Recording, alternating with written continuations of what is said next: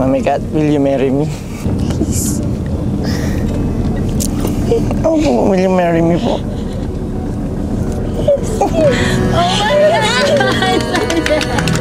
Madamdamin ang naging tagpo sa pagdiriwang ni Papi galang sa kanyang kaarawan na mas naging espesyal dahil sa ginawa ng kanyang partner na si Harvey. Simula pagkabata ni Papi ay hindi raw siya nagkaroon ng bonggang selebrasyon maliban na lang noong kanyang debut.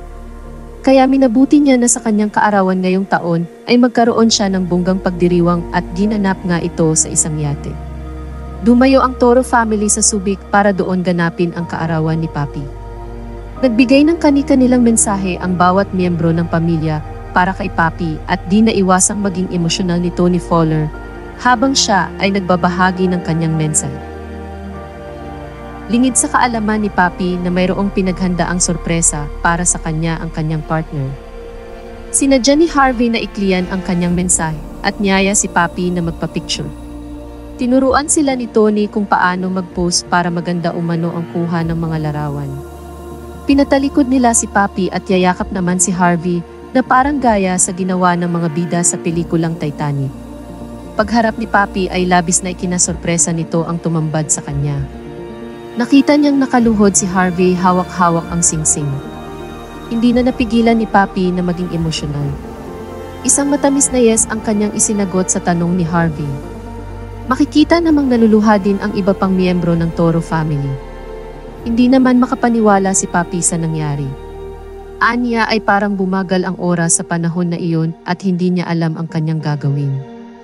Gulat na gulat siya na parang hindi siya makapaniwala sa nangyayari.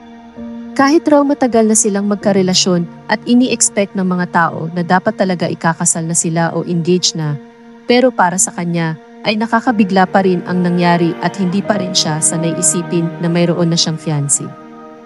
Wala raw siyang ibang hiling kay Harvey kundi ang magkaroon ng plano para sa kanya at sa kanilang binuong pamilya. Mas nabigyan raw siya ngayon ng assurance at security para sa kanilang relasyon.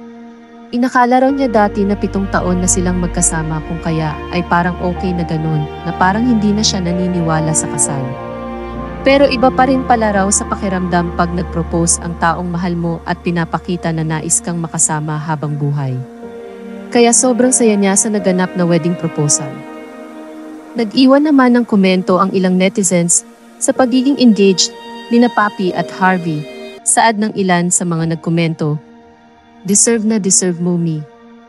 Yung mga pinagdaanan mo, sobrang deserve mo talaga. Sobrang naiiyak ako sa sobrang saya para sa'yo at sa magiging pamilya mo."